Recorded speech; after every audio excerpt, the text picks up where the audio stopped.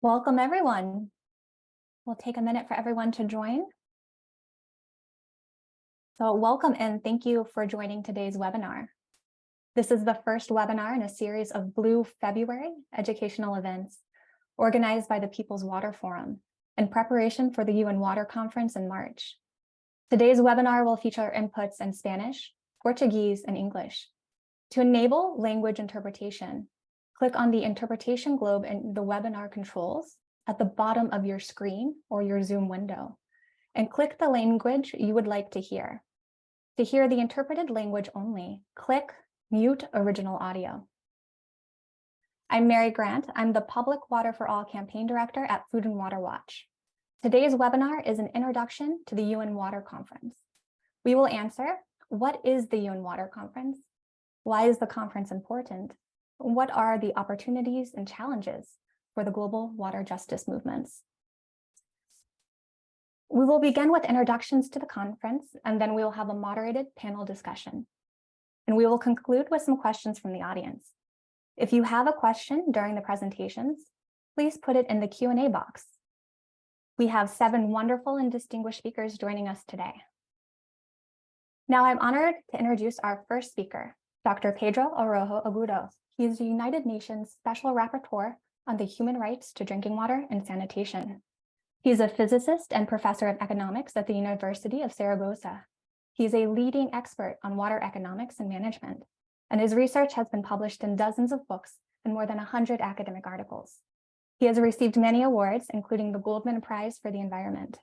He served as an elected member of the Spanish Parliament and was president and co-founder of the New Water Culture Foundation.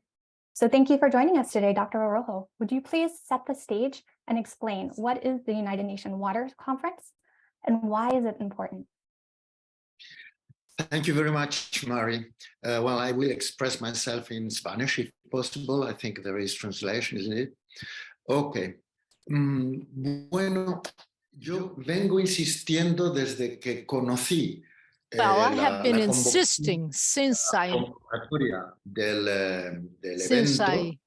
heard about this event. Momento, porque tengo muy Just alto. one moment. Tengo muy alto el sonido que recibo. The sound I am receiving is a little bit too high. Yes. I'm sorry, just for a moment. Just a moment, yeah.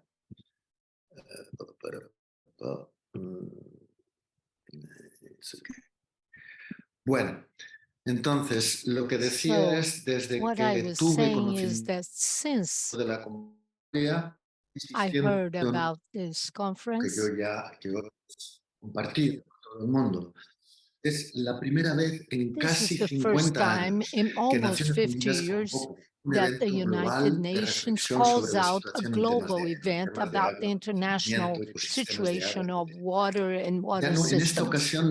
In this occasion, it's not the private sector, the one that takes the opportunity of the weakness, institutional weakness of the United Nations regarding water issues and sanitation issues. As you all know, it has been the private sector. It was the private sector that organized up to now all of the events on protocols and the appearance of United Nations events, but in truly the Water Forum were, after all, events organized and controlled by the private sector. That's why this conference is important. Let's imagine if the United Nations did not exist or there was no WHO, World Health Organization, and the pharmaceutical and private world could call out worldwide, a reflection about policies to take care of public health. And with the COVID, let's imagine that the United Nations would call out an event. This would generate a world expectation, an enormous world expectation. Well, this is the challenge we have before us, such as this conference that for the first time was called out in 50 years by the United Nations. Para organizar una conferencia alternativa, sino que era un momento en donde todos los movimientos sociales, las instituciones públicas que están peleando, luchando también all the social movements, public institutions that fight for the human rights, especially the right to water and sanitation, the defenders of the rivers and ecosystems should all send to the United Nations and should influence that this would be an effort to have discussions and dispute among those who never had a chance to have a voice in this issue.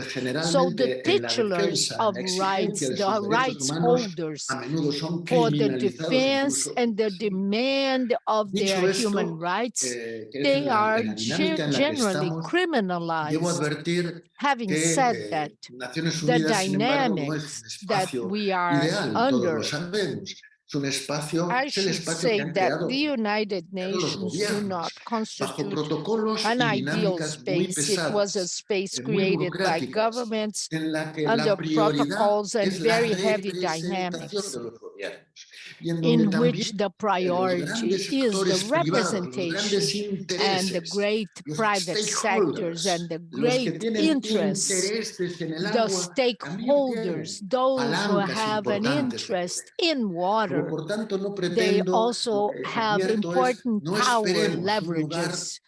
So I do not intend to make this a marvelous and perfect place, which would be necessary as a great space for debate among us. But unfortunately, we do not have this space. So in order to start, let's think of August last year.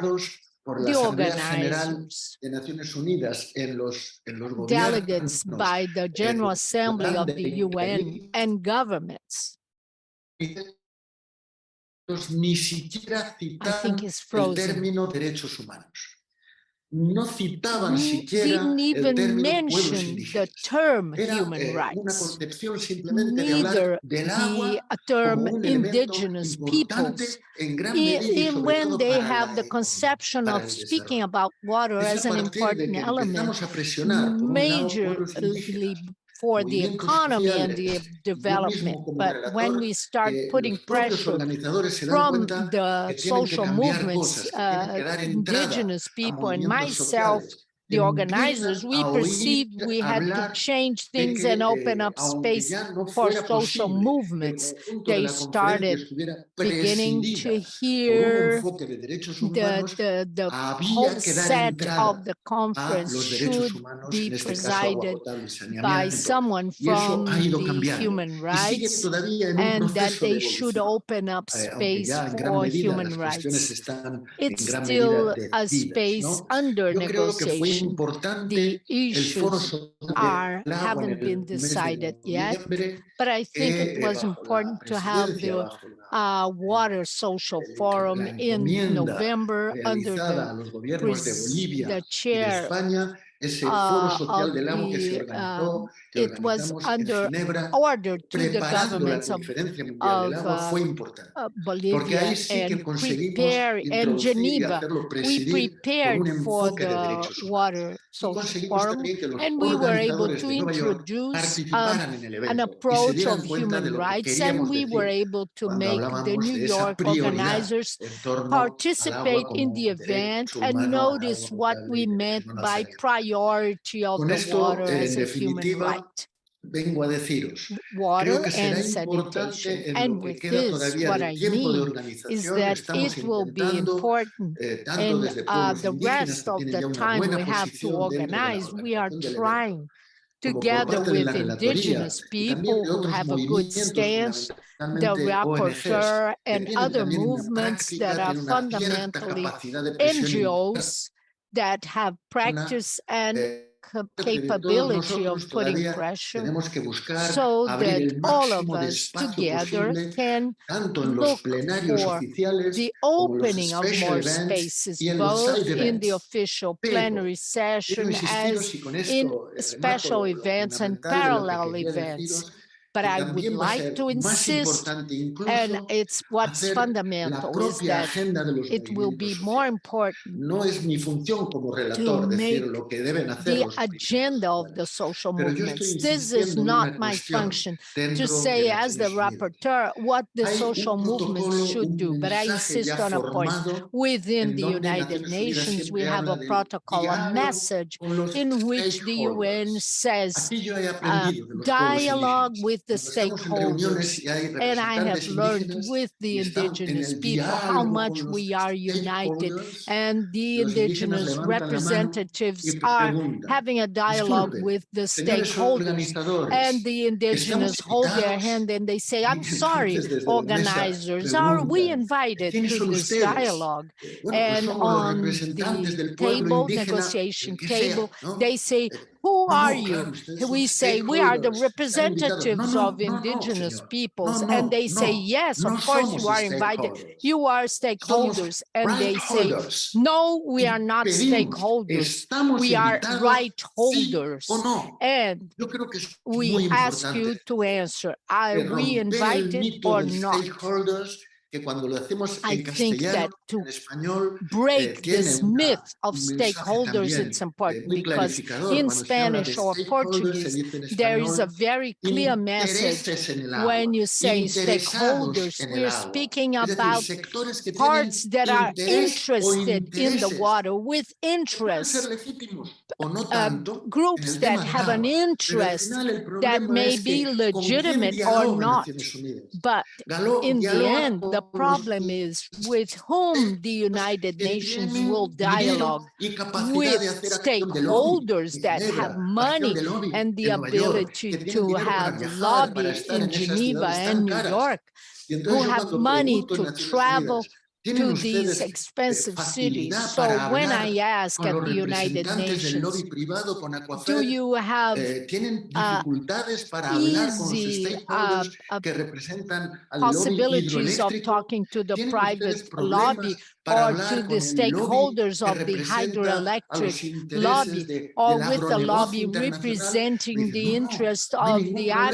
Están agribusiness siempre at the con nosotros, international tienen level? un They lobby say, permanente no, we have no instalado problem. dentro They de are Naciones always Unidas. here Y with cuando les us. pregunto, They ¿y have a tienen ustedes permanent lobby relación in the con UN. acueductos And when I comunitarios de ask, América Latina? do you have Tienen millones de personas difficulties empobrecidas en to el medio talk rural. with Y no, con esos no aqueducts, tenemos community relación. aqueducts Ahí in está Latin el America, problema. Ese es with poor la gran people? They say, brecha no, que with está por them we have cubrir. no El relationship. diálogo This con los is water the defenders, con failure, los the defensores y flaw, the defensoras del great agua en breach. su We calidad must de right establish the holders, de dialogue with the titulares del agua. defenders of water Por eso and yo their quiero reality. deciros, They are es muy importante titulars, they are que esta right conferencia, holders. en lo que That's podamos why it's so visibilizar, important that this conference, exijamos, in demandemos whatever we un can espacio de make diálogo y de trabajo visible, conjunto, that de we colaboración demand a entre el space of sistema de permanent Naciones dialogue Unidas and y los cooperation right in the holders, system los of the defensores y UN defensoras del with agua, the los right water holders, defenders, the y abrir ese defenders espacio, esa of water, nomenclatura,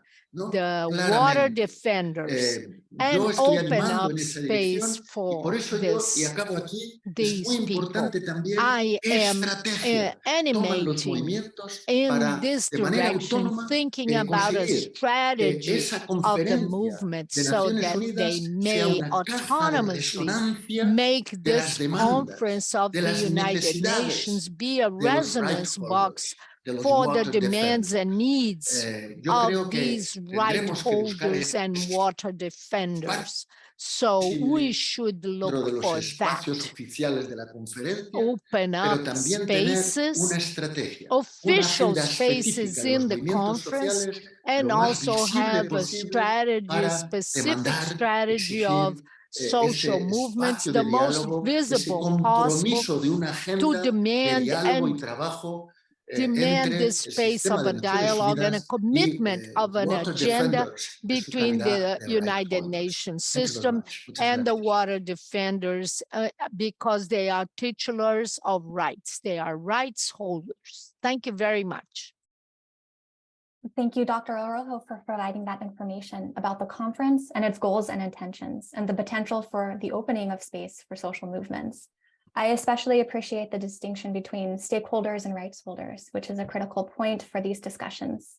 Next, I am honored to introduce our second speaker, Dario Mejía Montalvo. He belongs to the indigenous Zenu peoples of San Andrés de Sotavento. He is a political scientist from the National University of Colombia with a degree in management of development conferred by the University of the Autonomous Regions of the Nicaraguan Caribbean Coast. He is also a member of the National Commission for Labor and Coordination of Education of the Indigenous Peoples of Colombia.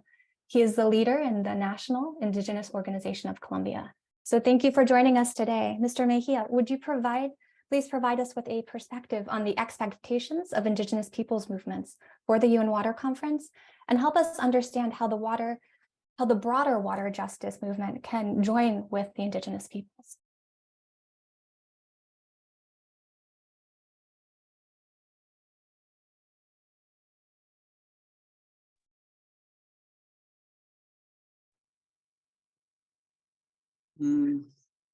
Buenos días. Good morning. Muchas gracias por thank you very much indeed for this invitation. Agradezco mucho I would like to thank very much the introduction words and also the words of our friend Pedro Arrojo, who I would like to congratulate. He's always very, very active in those collective intentions as peoples and as societies. And I would like very much to mention that I'm actually now the president of the Permanent Forum of the United Nations for Indigenous questions and issues, which is one of the mechanisms, special mechanisms that exist now in the system. And our task is to help and to recommend and advise the different governments and UN agencies the proper way of implementing the rights of the indigenous people all over the world. So I would like to start to understand what the indigenous peoples are discussing. I would like to use a pedagogical way right now to be able to understand what we're discussing right now. And the first thing is to say that all societies in the world, they have a way of thinking that is specific. And society that we consider, or we could actually consider to be Western, with a concrete historic origin of the ensemble of an original myth. And according to this myth, mankind has been created by God, and that this supreme being gave the humankind the right to manage and take care and to use nature. This is the original myth, and some say that this is not a myth, this is a sacred story. But this is a cosmovision that has been imposed in different ways with blood and fire all over the world, and then has become the central basis of markets and capitalism. But this is a cosmovision after all. And there are thousands of cosmovisions in the different peoples, and the indigenous peoples and in other peoples. And they have their own cosmovisions, and those cosmovisions are the ones that actually will establish the values based on which we will relate to each other and relate to nature. Having clarified that, we could actually say that for the majority of the indigenous people, this creation of the world is not has not been done by an abstract being. For the majority of the indigenous people, the origin of the world has been given by something that is tangible, material, and concrete, like, for example, by water, by a mountain, by the sea, by the rivers, by a plant. So the origins of the world are not abstract, but are concrete and belong to the everyday life. And for the majority of the indigenous people, nature is not an object, neither a resource that belongs to human beings. On the contrary, nature is the one that has the right. It is the one that will define the orders, values, and the human beings are part of this dynamics of nature. It is a holistic understanding in which the Pachamama, the Earth, Mother Earth, is the center of the needs, and they are the ones that have the rights. And human beings, we actually depend on. It is a different cosmovision. It is a cosmovision in which water, in this case, is not a source. Neither it is a right of human beings, but the human beings, we are a consequence. Meaning, water is the mother. Water has a sense, a practical sense, and also spiritual sense. It has a spiritual value. So this debate is much deeper and goes beyond the discussion between the water market and the human rights and the goods and services that make us have access to water. But to contribute to the debate on human rights is important, and the indigenous peoples, they are there to contribute, without forgetting that for the indigenous people is not a resource. It is not only a right, it is a source of life, and this is different. Having said that, this is the debate that is happening right now in our communities, and nevertheless, this discussion is not folkloric, nor it is a statement, nor is it a romantic declaration. This perspective that we would like to share, that the indigenous people have been using during so many years, is very practical. There is a sense of a contribution. And this can be demonstrated because in the majority of the indigenous territories right now, they are the result of 5 centuries of expropriation, and they're the result of the historic deployment. Because most of the indigenous peoples with those cosmovisions used to live in places that were more productive 5 centuries before, with big cities, with big management systems, system that manage the water. We have historic evidence that there are constructions, hydraulic constructions in indigenous lands all over the world. Therefore, the cities of the indigenous peoples, the urban centers, used to be conceived, designed to live with water, to live with the natural resources, and they were destroyed, and the indigenous peoples were deployed to territories that were considered to be only inhabited by beasts.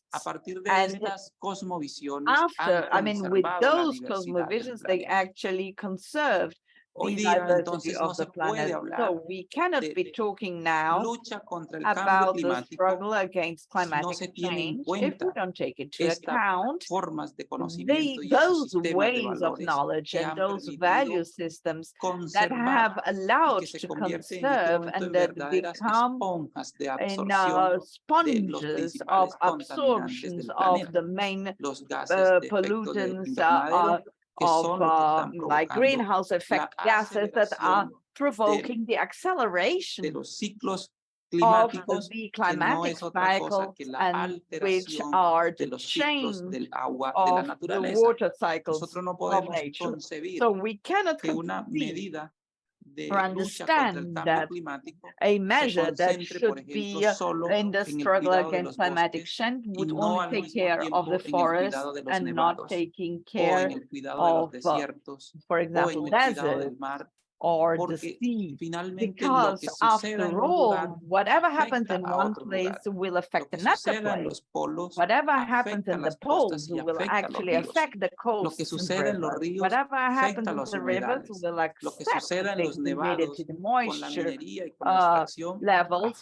Whatever happens in mining will affect the forest. And it will actually affect the fires and the forest. So the planet itself is life in itself. It is a comprehensive system. And we cannot just take for granted that water is just a resource to have access and to survive the species, because we won't be able to have any results if we keep this perspective.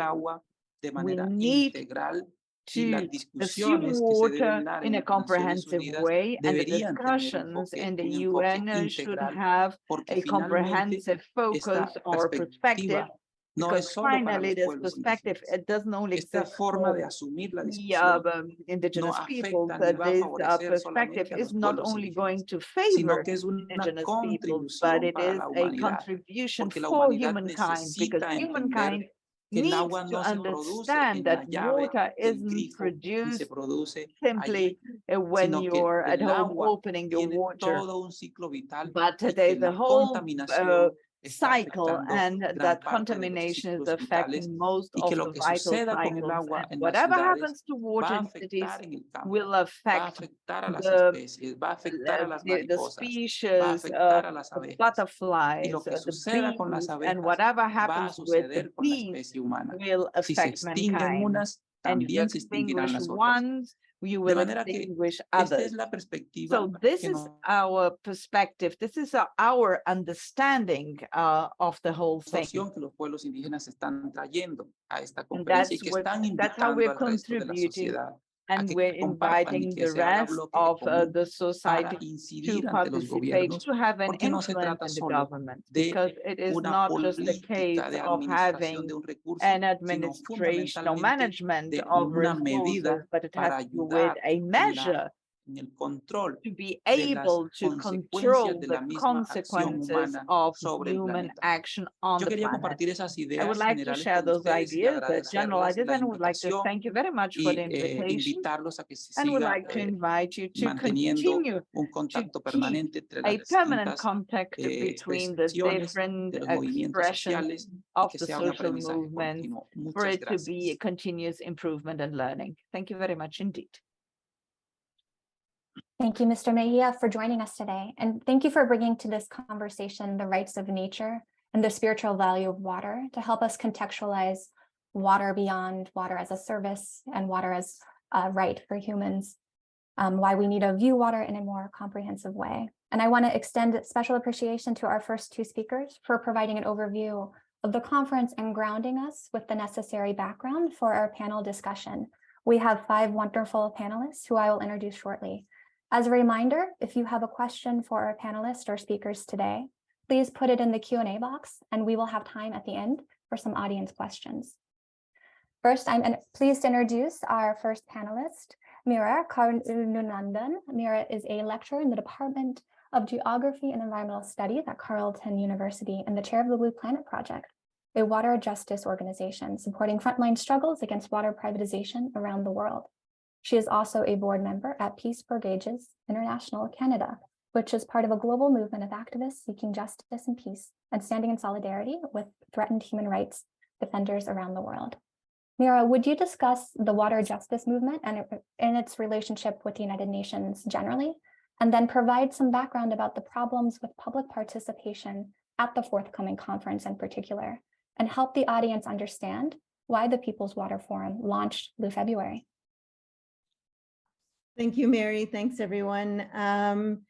I think that was an amazing introduction by Pedro and Dario. So I'll keep it brief and give our other panelists a chance to talk as well. The water justice movement and what is particular about water in relation to international struggles is that water is very much a local struggle. So unlike climate change and greenhouse gases, where the impacts are felt internationally or standards are set internationally, water is very much about what is happening locally. So water pollution is the impacts are felt locally. Even if you're talking about workers' rights, we're talking about local struggles. And the water justice movement therefore emerged 20 years ago or more, or what we refer to as the global water justice movement, emerged out of local struggles that had been going on for many decades.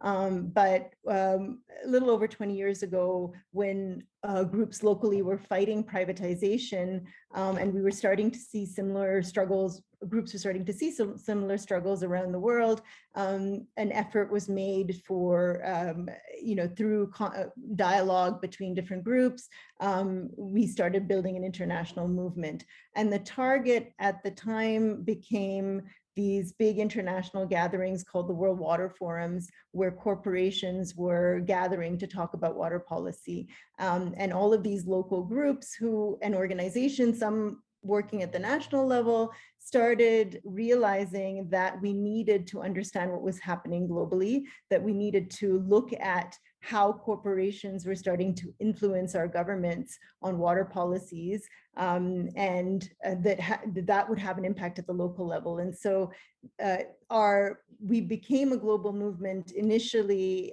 in relation to the struggle against global meetings of corporations gathering with our governments. And so it began with the World Water Forum, and then evolved to other spaces. But what happened over time, what began then as a protest against these World Water Forums, started to evolve into its own entity, its own thing, right? And so we started creating alternative water forums, and we started realizing that these alternative water forums were actually very meaningful and productive spaces for us to develop our own strategies, for us to replicate our victories, for us to learn from each other and support each other to develop joint actions. And so the Alternative Water Forum then eventually, decades later, has now evolved into what we're calling the People's Water Forum. We've decided we're no longer the alternative. We shouldn't think of ourselves as the alternatives. We shouldn't think of ourselves as marginal, but that we represent the voices of impacted people. And so we started calling ourselves the People's Water Forum. We just launched a website, so you should all check it out, all of the groups who are in attendance today, and look at our website. We've been organizing then in relation to this UN water meeting. So in terms of the UN then, what has been, so we've decided, initially we began through our international target or our international campaign, our first international campaign was the campaign to have water recognized as a human right at the UN. And this was very much a victory of social movements who had been pushing for it for many, many years. And in 2010, the UN formally recognized the human rights to water and sanitation. And since then, however, we've also seen the limitations of the human right to water and sanitation. Dario talked about cosmovisions, and and most certainly we are dealing right now with a cosmovision of capitalism that is dominating all of our lives and shaping our relationships to water. But we also would say, most of us, that human rights is also limited cosmovision, right? That it has been an important and strategic tool for us in our struggles, in our fights against privatization, in our fights against water pollution or the loss of control at the local level over water. But at the same time, human rights, our cosmovisions collectively are much, much broader. And human rights, because human rights deals with things like access to water, and it's within a very limited framework, whereas our struggles have been around control over water and developing systems for more democratic relationships and democratic decision making around water. And so we have a much broader vision, and that is not encapsulated by the human right.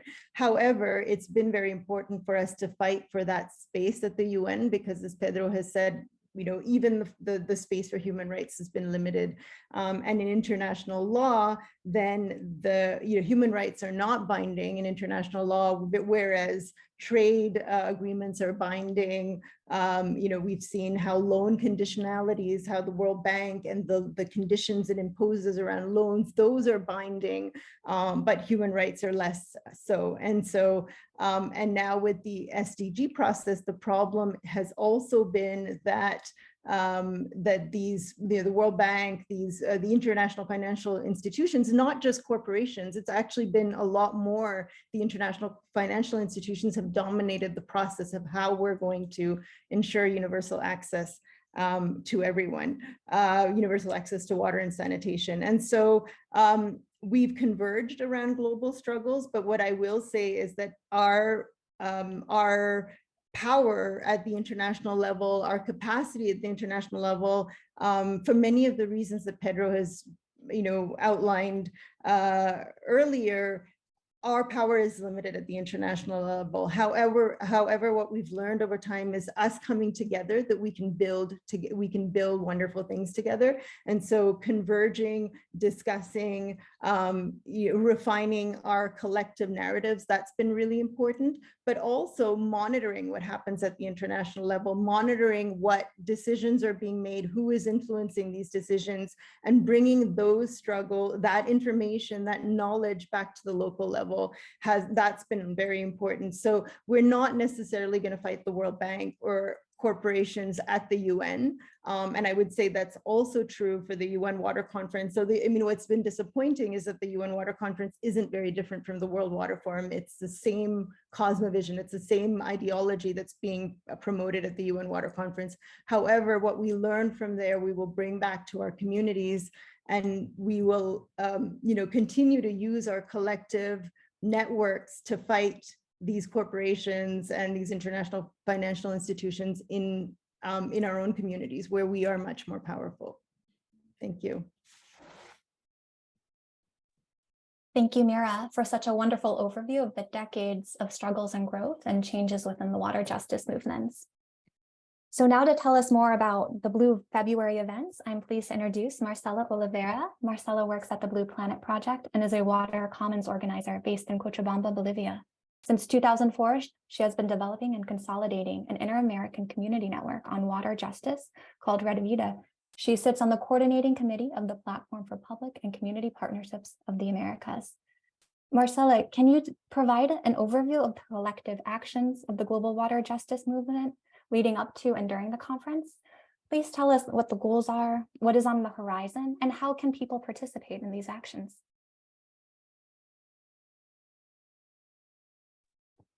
Thank you, Mary. I'm gonna speak in Spanish because that's my language. Apenas supimos de la organización de esta conferencia. Heard about the organization of this Gracias conference. a Pedro. Thanks to Pedro. Inmediatamente, And immediately we empezamos a organizarnos. began to organize ourselves. Last year, we carried out a call out, and we invited the organizations that work for water justice to participate in the conference. This call out, where we explained the importance of this event and why this affected us and our work. When we made this call out, after a process of reflection about this space, one of the points of this call said we demanded that the UN got the discussion of the water as a right and as a common good. This is a little bit like what it's aligned with what we just heard with this view that Dario and Pedro and others have mentioned. It's very clear.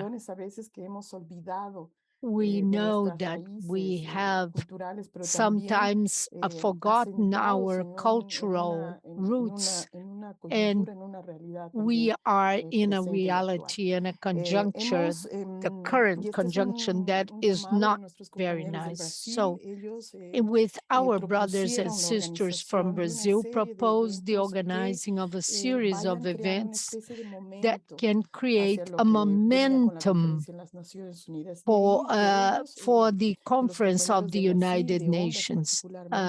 The brothers and sisters from Ondas in Brazil, they created, after one of the alternative fora of the water, they said, let's get organized, let's have actions to resume this discussion, and so that the agenda is not at the hands of just a few, and so that the movements for water justice can have an influence too.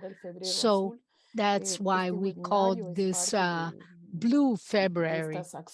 This is part of these actions that we have been organizing, and there are some virtual meetings that are happening, with webinars. At the beginning of the month, we organized something with our brothers from Africa, and we have a series of local actions that have been taking place. Our brothers were mobilized in Brazil in alliance with the workers that are fighting against the privatization of the water companies. There are many stocks at the stockholder market, and we want to invite everyone who has been working on the issue of water to participate. We want to democratize this discussion. If otherwise, these local and national actions have been taking place with international connections. At the same time, we participated in the New York conference, and we have organized some parallel events.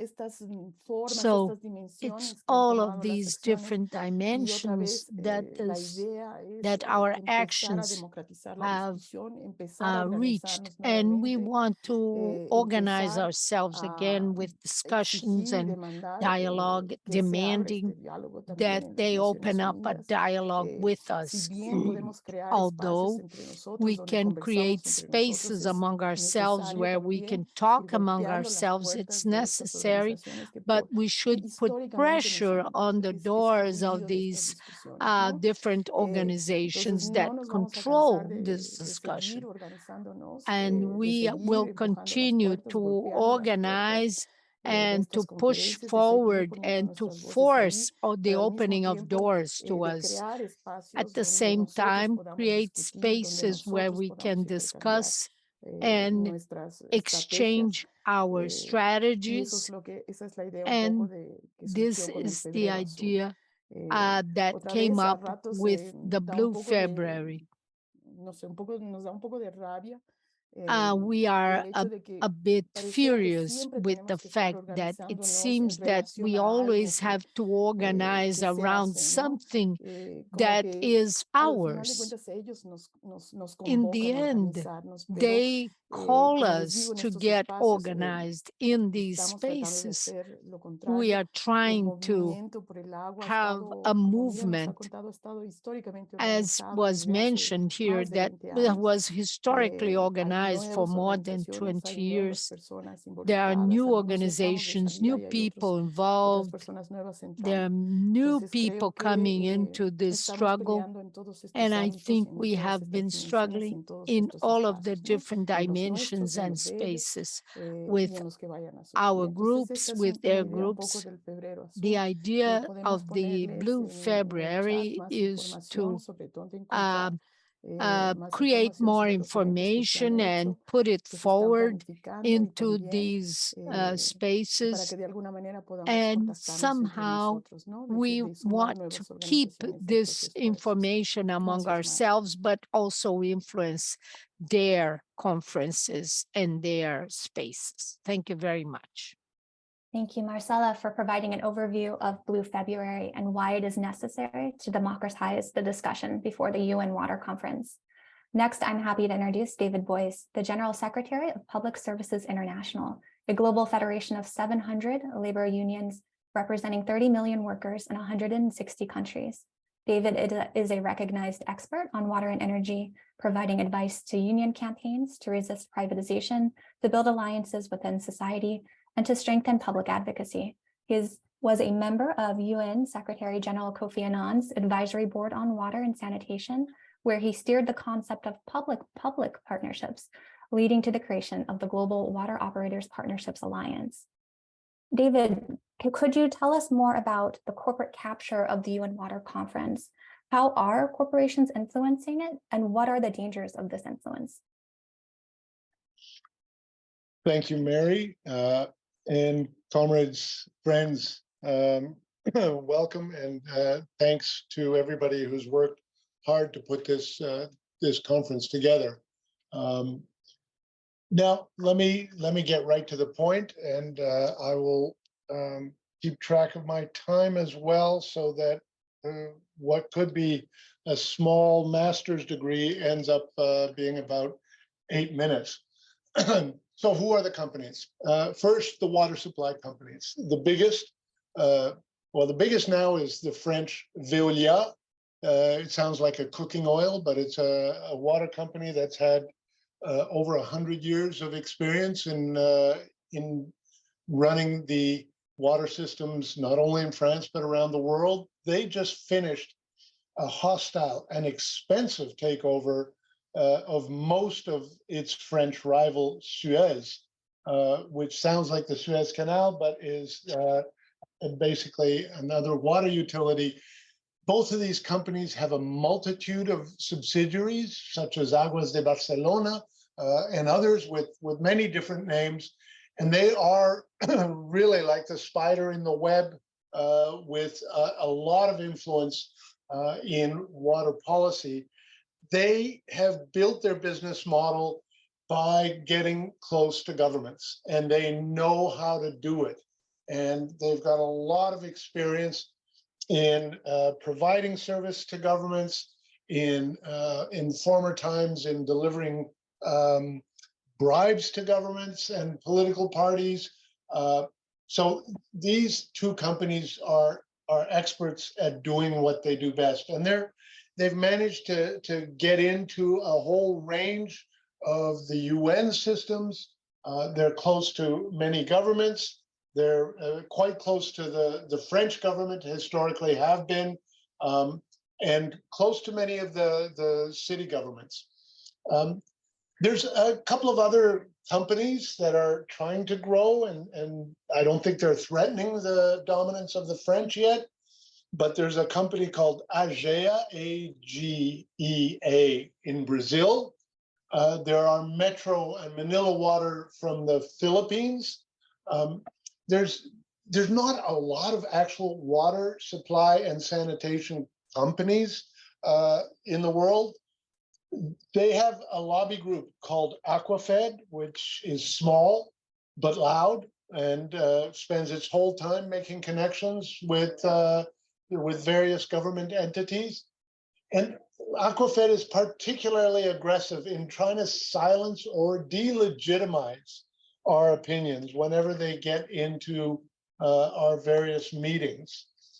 And another of the lobby groups already mentioned, Aquafed was mentioned, is the World Water Council based in Marseille, supported by the two main French companies, but also by the World Bank, and increasingly by other actors, some of them national governments, because the World Water Council actually did something quite smart in setting up the triennial World Water Forum that Meera talked about, where they actually tried to dominate the global political parameters of water and sanitation. So let's not forget sanitation, which is a hugely important and very expensive aspect of providing services, especially to urban populations, peri-urban.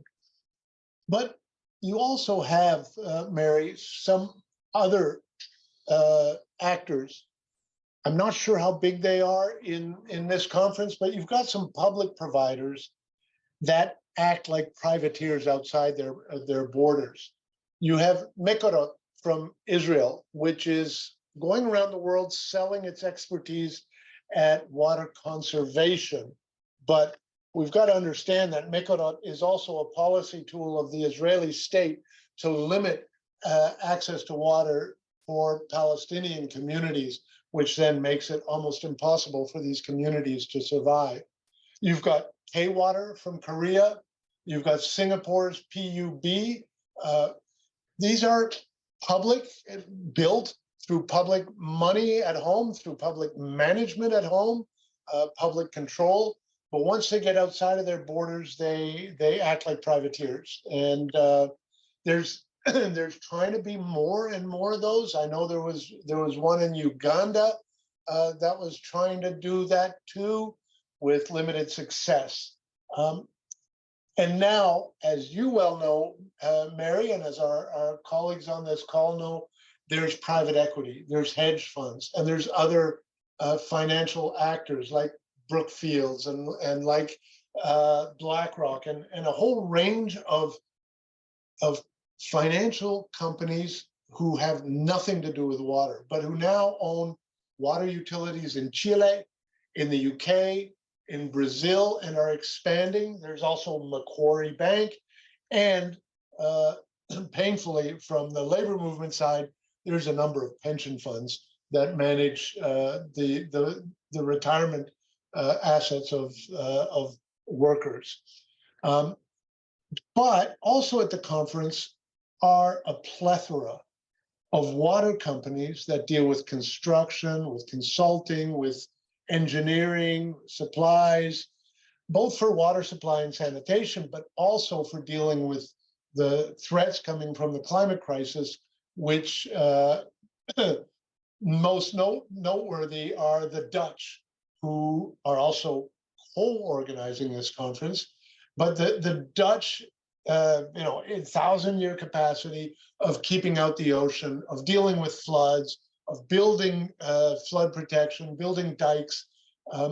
they are all across this conference, and I'm afraid their government is acting as one of their salesmen or their network agents.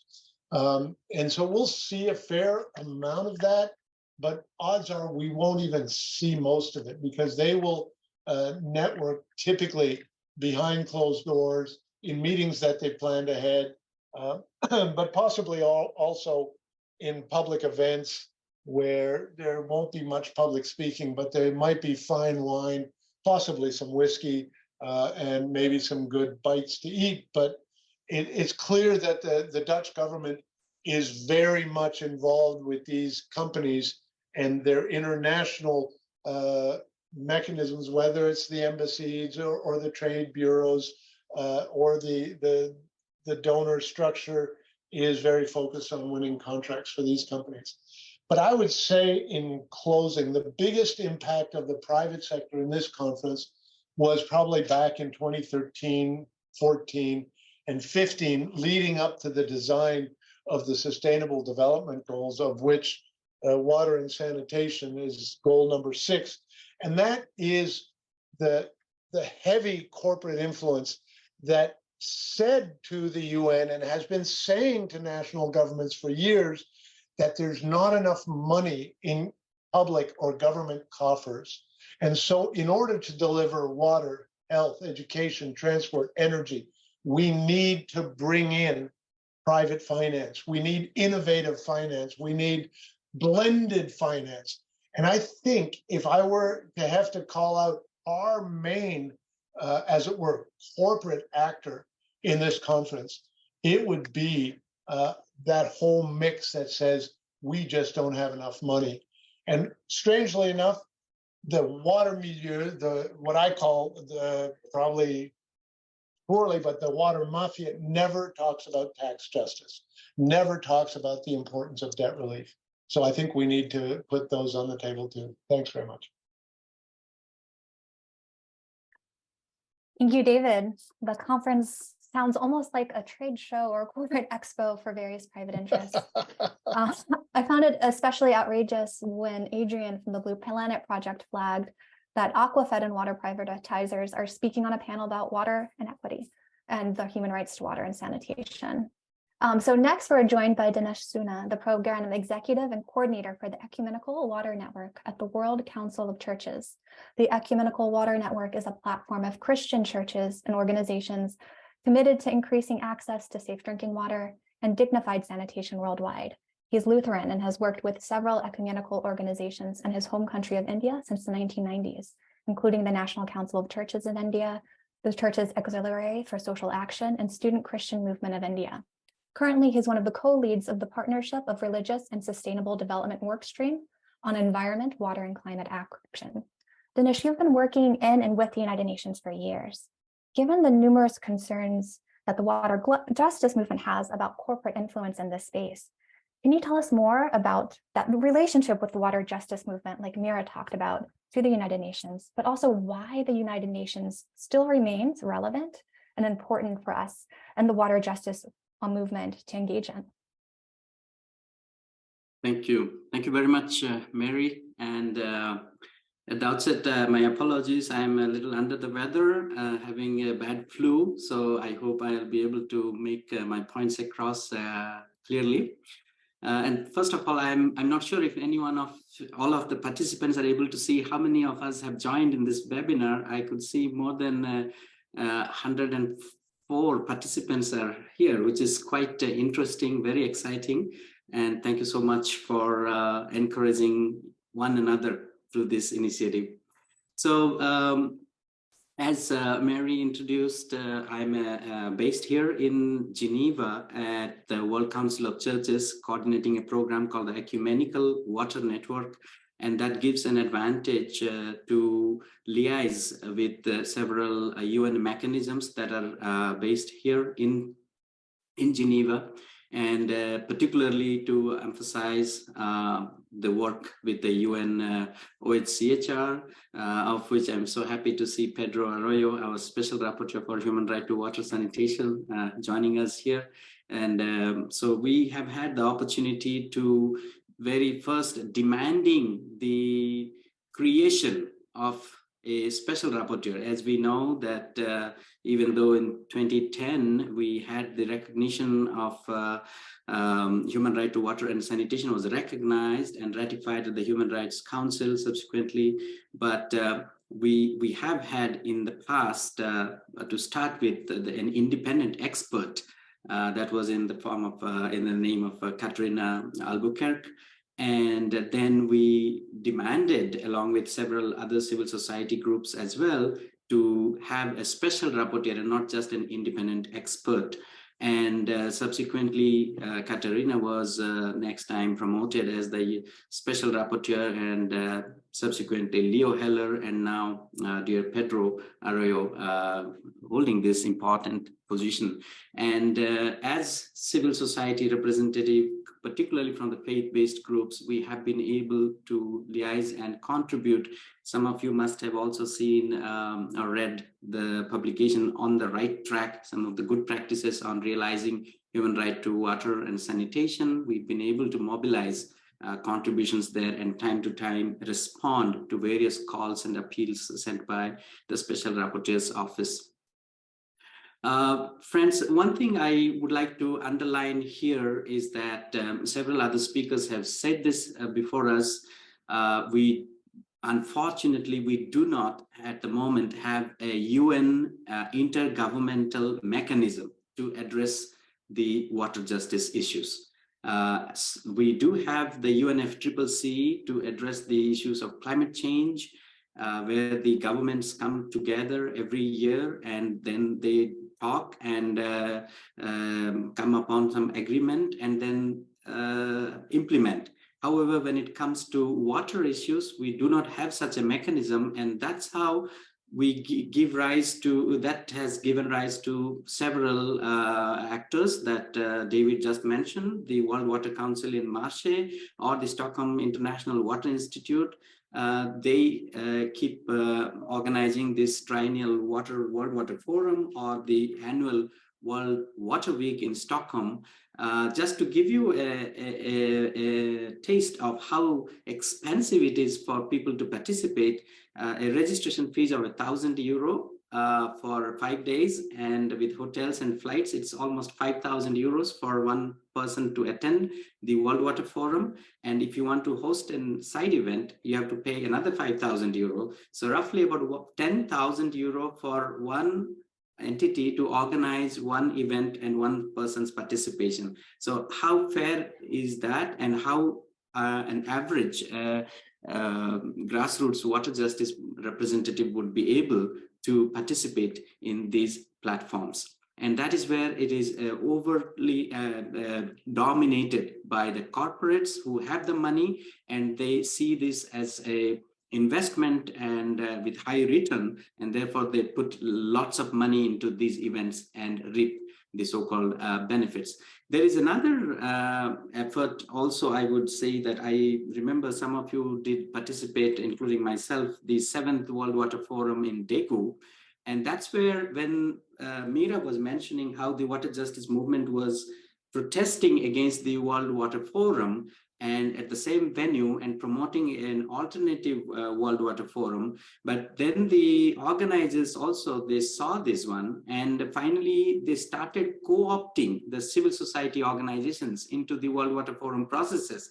And in Daegu, they completely provided another venue altogether in South Korea for the 7th World Water Forum, and paid for every civil society organization's participation with flight, accommodation, everything. So this was a very smooth operation of co-opting the civil society organizations and show that we are all balanced. Also, we are seeing the butterfly effect. There's another coalition of civil society organizations.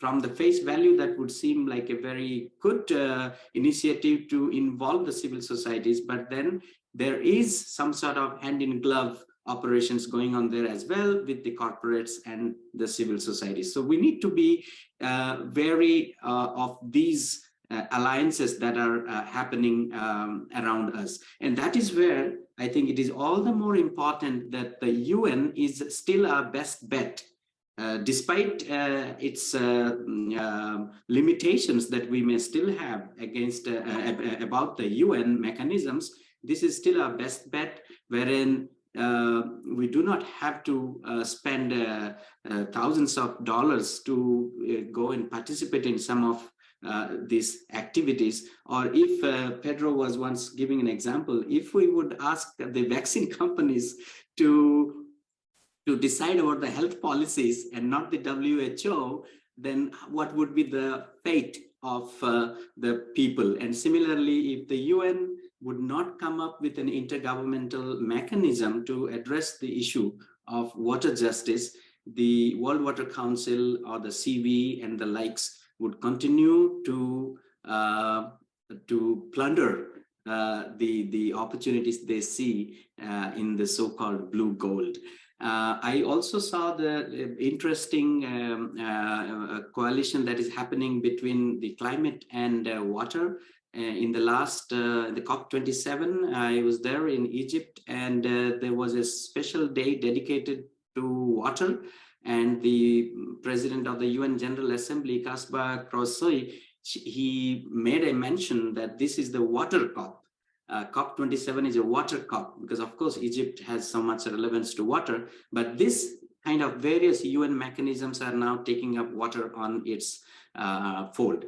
And after almost 50 years now that we are going to have the first ever conference of water called by the UN at this magnitude, and therefore it is a very big opportunity for us to mobilize ourselves and come together to work for water justice for all. And I am sure with all of our collective effort, we would still be able to make a dent, even though a lot of the processes are still off limit for the civil society. And nevertheless, we must continue to try. So thank you very much. I stop here. I think my time is up. Thank you, Dinesh. I hope you feel better soon. And thank you also for pointing out that the very lack of an intergovernmental mechanism to address water justice issues creates a space for private corporations to dominate water forums and even co-opt civil society spaces. And this is why the UN remains important to create a more accessible space. And so to round out our panel discussion and talk more about the solutions that we could advance in the UN space, I'm pleased to introduce Dr. Anne-Liz Strat. She is a policymaker, consultant, and lecturer.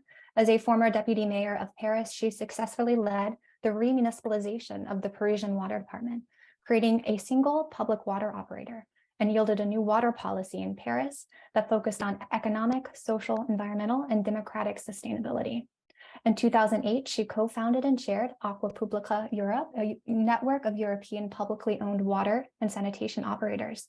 She is currently a senior consultant for the Global Water Operators Partnerships Alliance at UN Habitat. And would you please describe the Global Water Operators Partnerships Alliance and talk about how we can advance public sector solutions at the UN? How can we use this space to help promote public-public and public-community partnerships and help communities regain and strengthen public water management?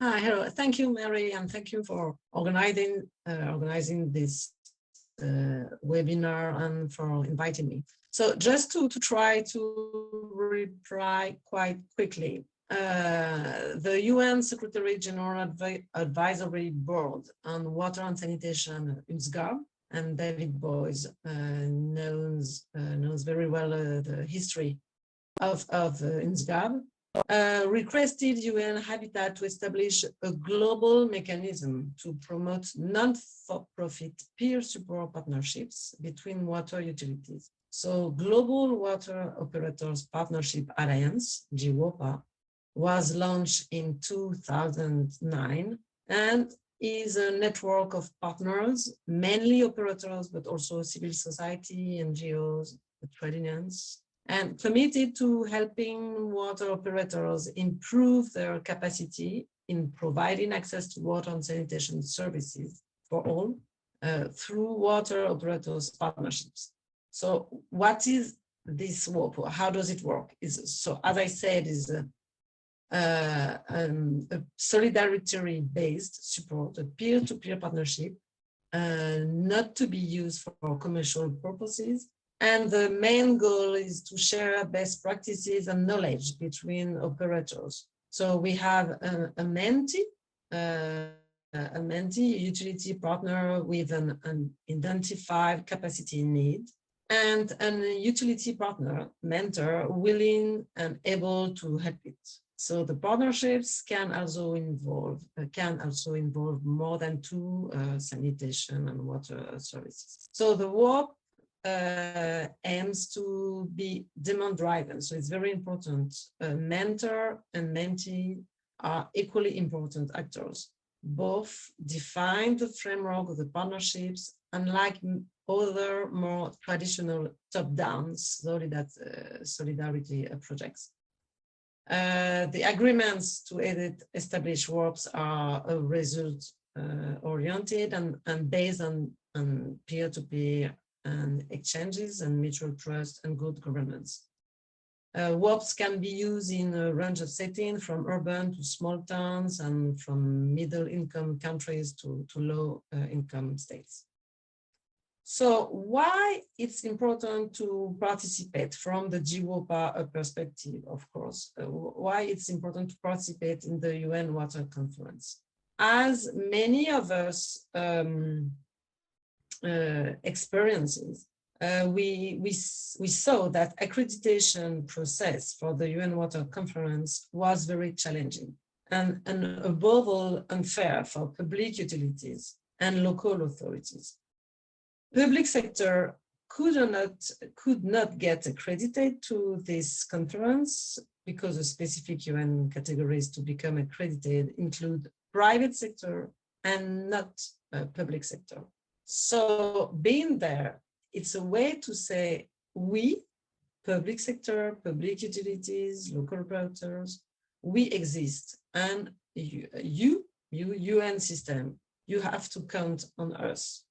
And the GWOPA network is working on many events, special events, side events, and many initiatives, and we are very mobilized. And our main goals are to showcase best practices and know-how of public utilities in achieving human rights to water and sanitation and SDGs, to show we can provide lessons learned from the field, give visibility to local operators, and raise utilities voices.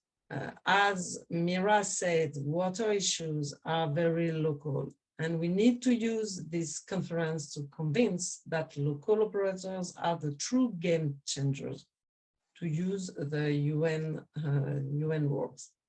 So utilities are key actors and play a crucial role for providing access to water services and to the population.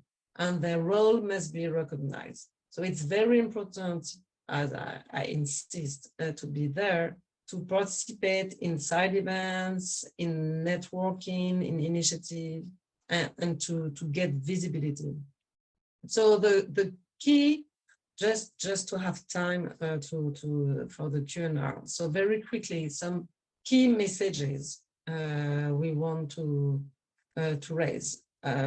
Facing the big challenges like population growth, climate change, loss of biodiversity, increased water scarcity, we can improve access to clean water and sanitation for all by significantly stepping up our efforts to ensure urban and rural water supplies are managed sustainability with a public and democratic management. So it's one of the key messages, public and democratic management by utilities.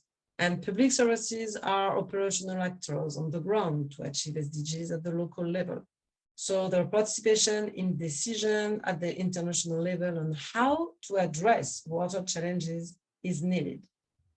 Based on the insight that most of the required resources of skills needed for solid and sound utility and management reside with utility staff, WOPs are a very, very useful tool and help transfer this capacity through partnerships, twinning and networking between water operators at local, regional, and national levels. And the last one, utilities are not sufficiently empowered to meet the demands placed upon them, and there is a need to scale up proven mechanism to strengthen their institutional capacity to deliver better and more sustainable services. Models such as WOPs, Water Operators Partnership, should have appropriate anchoring in the UN system. Thank you. Thank you, Anne. Around the world, the vast majority of people receive their water service from public providers. There is substantial knowledge in the public sector, so we are grateful that you are helping organize events to share that knowledge and those best practices. So now we will take some questions from the audience. I think we have one for Pedro. How can we ensure that popular organizations have the same space as private sector representatives at the UN meetings? This comes from Edson, from the National Observatory for the Rights to Water and Sanitation in Brazil.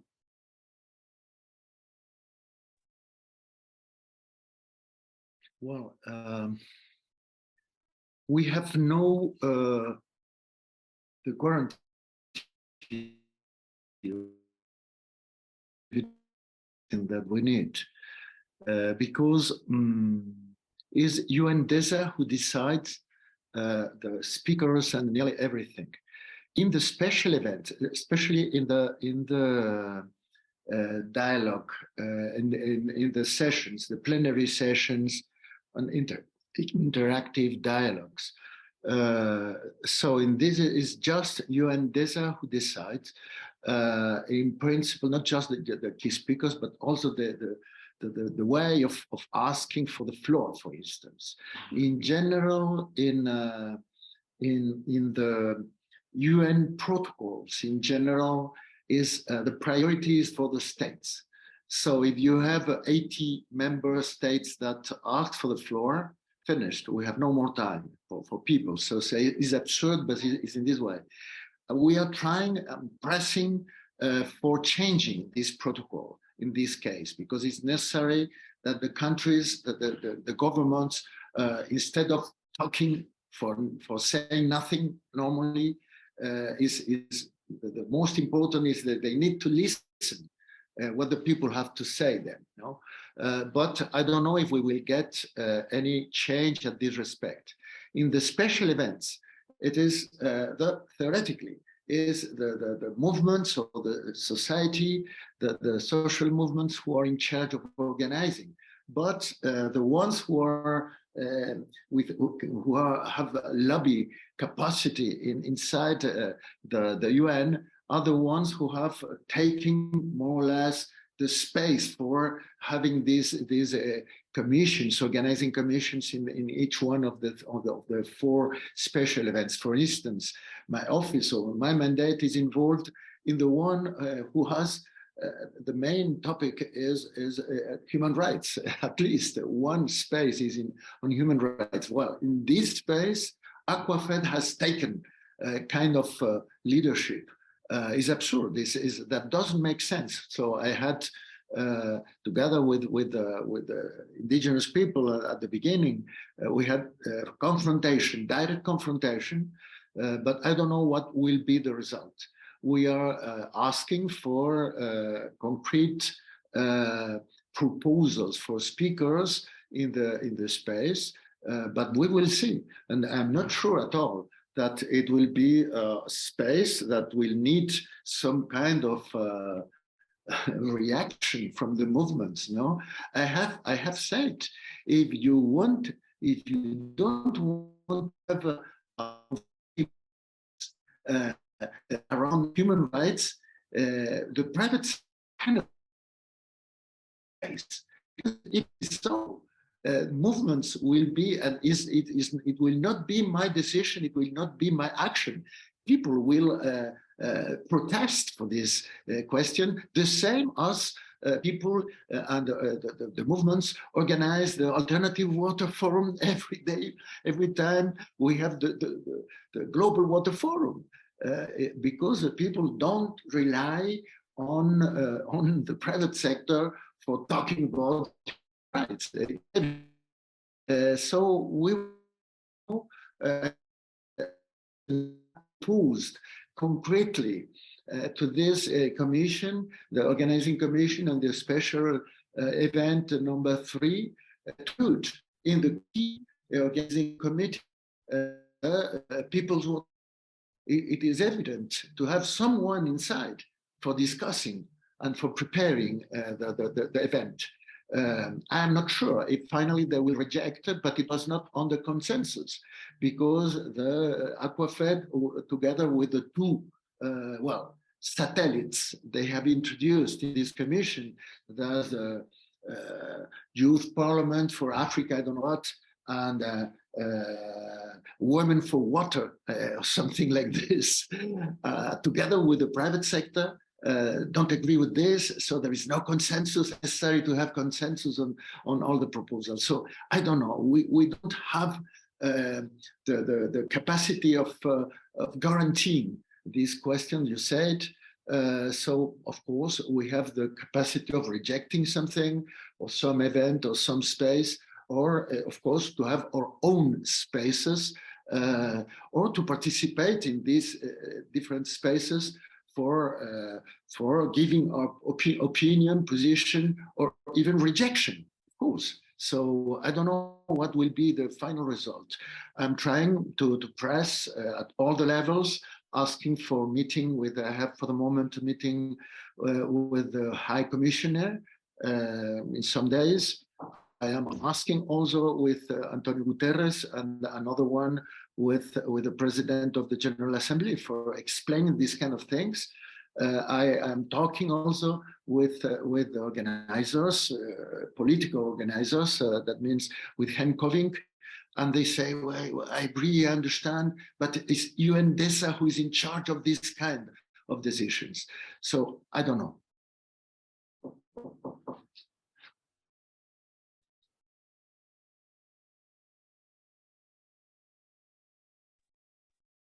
Mary, I think you're on mute still. Oh, sorry. Well, thank you for letting me know. And we'll come back to this question shortly. But before we do, let's have a question for David before he leaves. There's a question for you. Is there any mapping of organizations, corporations, NGOs, and clusters that do pseudo-advocacy for water and sanitation, but are hiding behind corporate or economic interests? Who is part of this water mafia?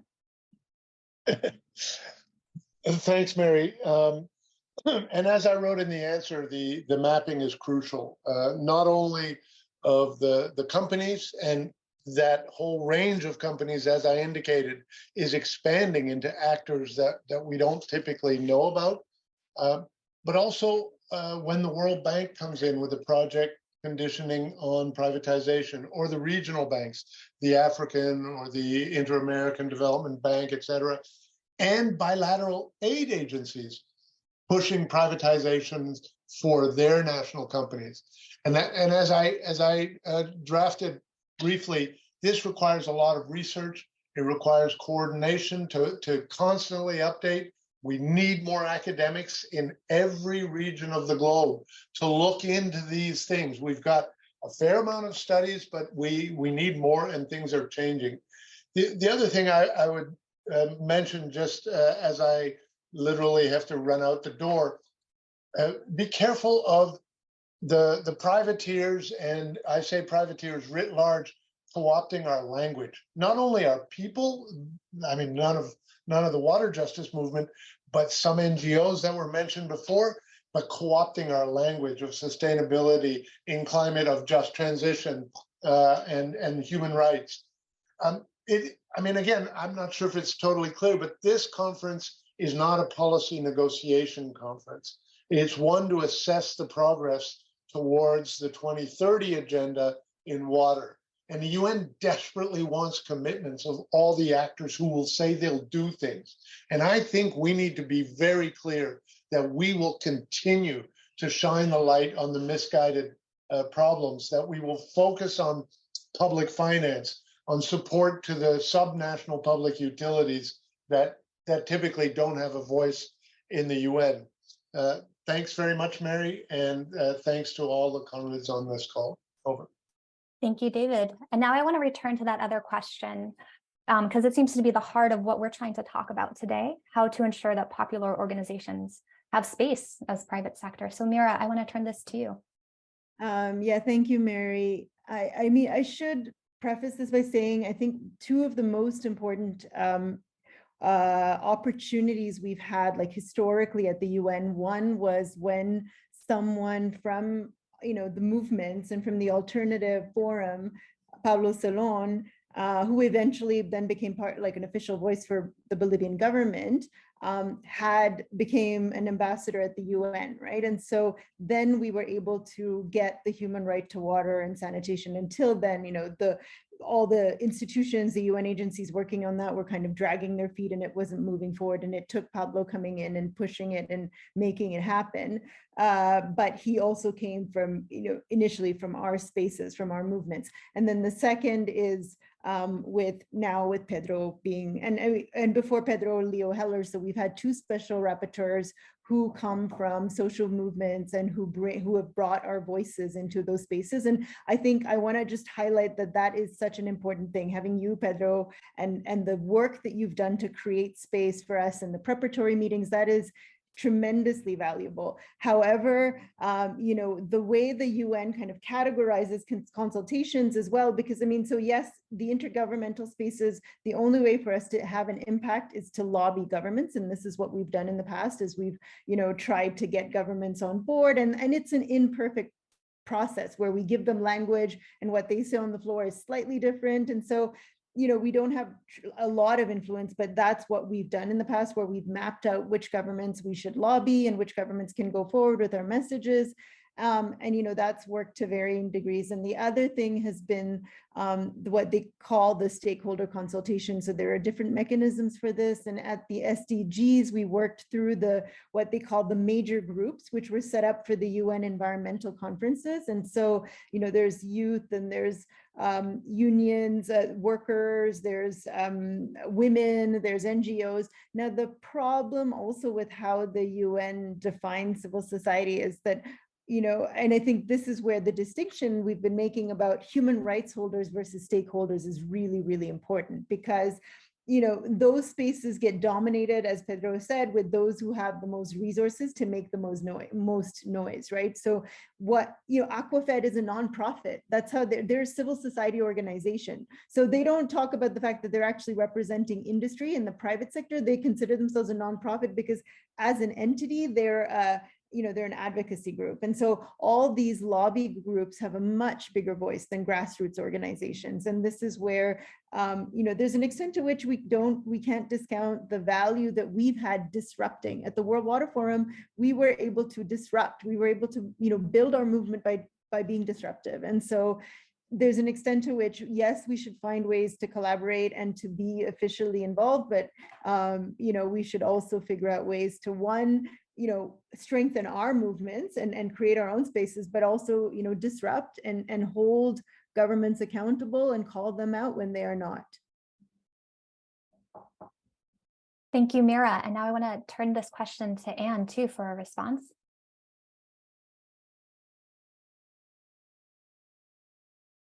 Okay, unmute. Yes, just to follow what Meera said, and also to reply to some question raised in the Q&A.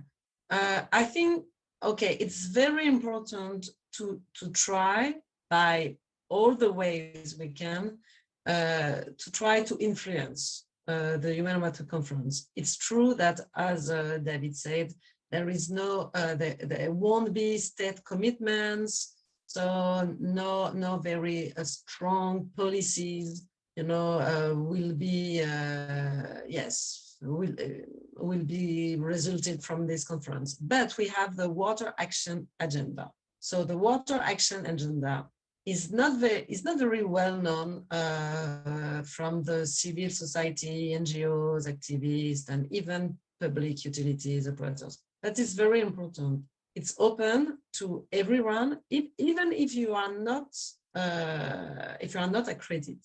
And if you cannot attend the UN Water Conference, you can register a commitment, an initiative, a project, any inputs in this water action agenda.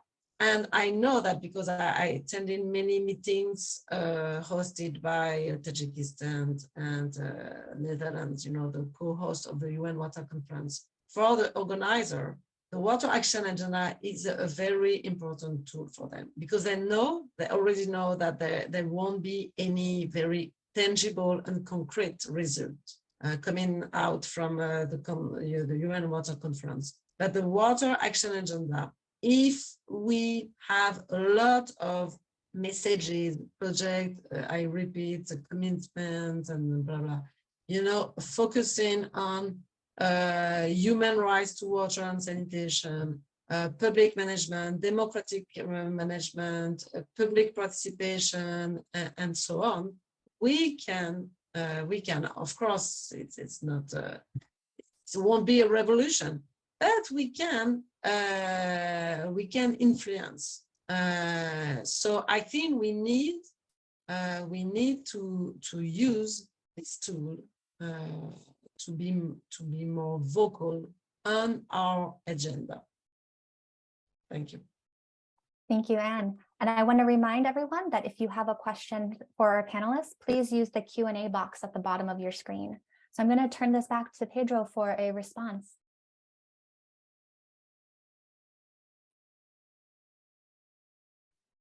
Sí, una cuestión que creo es importante. One issue which I think is important in general, esta gran coalición we have this large coalition People's Water Forum, of por la cual os doy a todos la enhorabuena entusiástica, in good está time centrada where we put en torno a together los all these movimientos people que around the rechazan movements that los procesos y las reject estrategias the de processes and privatización y de strategies financiarización of del agua y de los privatization of servicios de agua y water saneamiento. and Me water parece and estratégico sanitation services. It seems hacer to be una alianza strategic to have an con los alliance movimientos que with desde la the perspectiva movements that ecologista from the o desde el mundo de los pueblos ecological indígenas perspective of the world reivindican and from the indigenous lo que yo digo people hacer las paces con la demand naturaleza. to be at La lucha peace por with recuperar nature el buen estado and ecológico recover de nuestros the good ecosistemas. Hay ecological una state forma of our previa a ecosystems. las There is a estrategias previous de form, privatización con las que previous to the solemos discutir, privatization una estrategia strategies previa de that are apropiación y de discussed. privatización del There's agua an que ha sido appropriation justamente and a través privatization of de water las funciones through públicas del Estado, que ha sido quien public generalmente, functions por of the ejemplo, state. ha For financiado con dinero example, público they las have grandes obras funded hidráulicas, with las public grandes presas, money los grandes the trasvases, las grandes companies, instalaciones hidráulicas, the pero great bajo el hydraulic control indirecto o directo a veces de los intereses companies privados, with ya a fueran direct los intereses control from hidroeléctricos, ya private fueran los intereses interests de and agroproducción industrial, outside the interest agroexportación, or etcétera, inside etcétera. the interests Y of ese tipo de industrial production. dinámica This type of agresiva, de dynamic, which dominación is de la aggressive naturaleza, and es una forma dominates de nature, apropiación is a form destructiva of que rompe destructive también al final appropriation, el acceso al which agua potable y al saneamiento. breaks Lo up the sabemos todos. access Yo, de to hecho, este año uno de mis drinking informes water. temáticos One of ante el my Consejo de theme Derechos Humanos es este reports desafío, el is the desafío de one hacer that las has paces a con la naturaleza, challenge. la confluencia How del you act derecho with humano al agua y al nature, the saneamiento confluence con la of confluencia con el derecho human humano a un rights buen to estado water de los and ecosistemas also the acuáticos, right ¿no? to a Entonces good yo creo que water ahí la system. alianza con los So I pueblos think there indígenas is es an absolutamente alliance fundamental, with lo que the nos ha indigenous explicado peoples that should be Dario Mejías, fundamental. o lo que yo estoy intentando And también que what entren I y am están en una trying actividad to do intensa para venir a Nueva York, is to por ejemplo, have International some Rivers, ¿no? intense Que protagonizamos relationship with international rivers in New York. With the companies, they defend the rivers and the aquatic systems so we can recover them all, the most powerful. And this is the essence of the ecological movement. And it should be strong. We have to strengthen this alliance with the People's Water Forum. And at last, I would never leave aside the fact that we must gain in this alliance the maximum of NGOs, considering the institutionalist perspectives and labor strategies and struggle strategies, sharing the fundamental struggle against the predominance of private interest and to see the water as business. I think we should present an attraction. So we will have a large coalition that cannot be isolated with a dominant perspective, with a lot of security in this conference towards the future. Thank you very much. Thank you, Pedro. And I want to go to Madeline. She had a question about how it is best to intervene and participate in the conference, and what will Bolivia or other countries be doing at the conference. Marcela, I saw you put a response in the chat box. Would you say it out loud as well? Yeah, I was, I'm sure the government, you know, not just the Bolivian government, but other governments will be bringing a different perspective. And, you know, that's very important. It's very important to show and to talk about and name these different perspectives and demonstrate that it's possible to think and see these things in other way. That is not what the dominant discourse that they put it on this conference and, you know, by these big institutions. It is important, but our role, I feel like, you know, social movements and organizations that we're working locally in our countries, it's important to also make sure that those perspectives and those speeches there are being put in place in our own countries. Otherwise, you know, they're just words. It's empty. It doesn't, you know, it doesn't help. So I believe that yes, we make them, you know, we need those different perspectives there, but we also have to make sure that locally, you know, they are doing what they are talking there. I find it that crucial. Otherwise, you know, we're just working with words and not actions. And at this point, we need actions. Thank you, Marcela. I agree. It's time for action. There's another question in the chat box about compromises that are done in the name of negotiation at international conferences like the Conference of Parties. Dinesh, would you be able to answer that one? Yes, sure. I just also wrote to the person who had asked, I think Angelius. That's a valid point, but of course, negotiations is all about compromises between parties. But my concern, as I have been also reiterating the fact that we do have this conference of parties for various aspects on climate change. We have got for oceans, we've got for biodiversity. We do not have one yet on water, and that is what I have been trying to emphasize, is that if we do not have any such mechanisms, then it's all for the private entities and the corporates to plunder and have their own shows and in their own terms. And that is why, even though with all its, no system today, including the UN, is all foolproof, but at least we would have some level of participation and trust between the civil society and any such UN mechanisms. It would still be better than a privately run, a corporation-run entities. And that's why, even though the Conference of Parties would have compromises, but still it is somewhat accessible than the current modus operandi. So I think we should, I do not know if the UN conference would, under the action agenda, would think in this line, but it's for us to wait and watch what would be the outcome of this 1 in 50 years sort of a conference. Thank you. Thank you. And I think just maybe as our final question, asking about, someone put in a question asking about how civil society is losing faith and hope in the processes, that results are just invisible. So maybe could people speak to what is coming that is new? What are the opportunities? Where can hope be found in these processes? Would anyone like to take that question?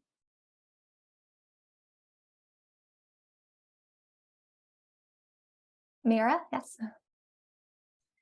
I mean, I think, consistently, like I said, one, we have an opportunity. And so I'm hopeful. And I think most of us put some faith into this process because, and not to put too much pressure on you, Pedro, but having a special rapporteur who is engaged in our spaces, who's having conversations with us and taking that back to the UN. I mean, that's where faith in that space happens, I think, or where there's some hope in that space. It's also why we've put some faith into this process. At the same time, we can't let, this is the first UN water forum in more than 40 years. And so we can't let our governments, we can't let the UN off the hook. We need to be there to voice our concerns and make our demands. At the same time, I think for me, faith is always going to be in what happens outside of those spaces, or hope is going to come from what happens outside those spaces. And I think the building of Blue February and the People's Water Forum, as Pedro mentioned, that to me is, I put a lot of faith and I have a lot of hope in that process, because where we can build our movement and support our local struggles, I think we're going to have the most impact. Thank you, Meera. Marcela, would you like to add anything? Yeah, I was thinking on that notion of hope that has Rebecca Solnit when she says, hope is not the certainty that everything is going to be fine, but it's more like the possibilities that we are creating, right? So I feel like in the water movement, we have been creating these possibilities and alternatives. And while we do that, like when Meera was talking about disrupting spaces, we also had fun with that, despite the heaviness or some serious issues that are at stake there, we have had fun, like organizing ourselves and doing things, because I feel like it's important also to feel joy, to have fun and to enjoy ourselves, because nobody's going to join a movement that is boring or that it's sad. We have done these things with a lot of faith, a lot of hope, and also we had fun like doing that. So I feel I want to recover these notions that we sometimes forget because the issues are serious, and we think we cannot laugh while we organize, and we have done that. So I want to, bring back these concepts and these feelings while we do the things that we're doing right now. Thank you, Marcela. We need to have fun too while we organize. So I want to turn it to Pedro too for a response. No, just one to let you know that it seems to be that General Assembly could have or could prepare for the end of the year kind of resolution about the issues that will be on water and sanitation in general. So it's not clear at all, but it seems to be that is possible. So in any case, I think it's very important what Marcela was saying, is I think we need to talk with each one in their countries with their own government, because finally, United Nations are the governments. So we need to have pressure on our own governments, and also to have a specific relationship with the governments that are more open to dialoguing, to have our feelings, our positions. And in Latin America, there are several, Spain, Germany, and others, without any doubt. So for me, it's very important to have this strategy also of having an alliance strategy with governments also. And the other front in which is so important to work also, and in this case I think is not strong enough, the presence is the municipalities, the local governments is so important. So Europa for me is very important, but also because, well, in this case, the participation in New York of the municipalities and the operators, the public operators, have been very strongly restricted because of the bureaucracy of the UN, you know. But looking at the future, is very important to have Acqua Pubblica Europea and all the networks with all the municipal and local governments and operators. And finally, I think the last front in which I think is important to strengthen, to make a stronger relationship is the community-based management in rural communities, acueductos comunitarios in Latin America, and the beginning of this kind of approach also and organization in Africa, I think is so important. I begin to know this huge world, you know, but this for me is very important for us in general to make a stronger this relationship, governments, local governments and operators, and community-based institutions. Thank you, Pedro. And it's exciting to hear that a resolution may be coming by the end of the year. And I appreciate how you brought it back to how the origins of the water justice movement happened at the local level with local struggles around water access. So that is an important note that we are still winning at the local level in many places, and we can have hope and faith in our successes locally. Water is such a local issue for many people. So that was our final question, and this concludes our webinar. So thank you again to our wonderful speakers and to our audience for joining us today. Please join the People's Water Forum for the next 2 webinars in this series. Next week on February 28th, the People's Water Forum is hosting a webinar entitled Privatization of Water and Sanitation Services. What are the risks for human rights? Then on March 3rd, the final webinar will be Public and Community Partnerships, Community Participation to Guarantee the Rights to Water and Sanitation. For more on Blue February and these collective actions, you can visit thepeopleswaterforum.org, thepeopleswaterforum.org. Thank you and have a great day.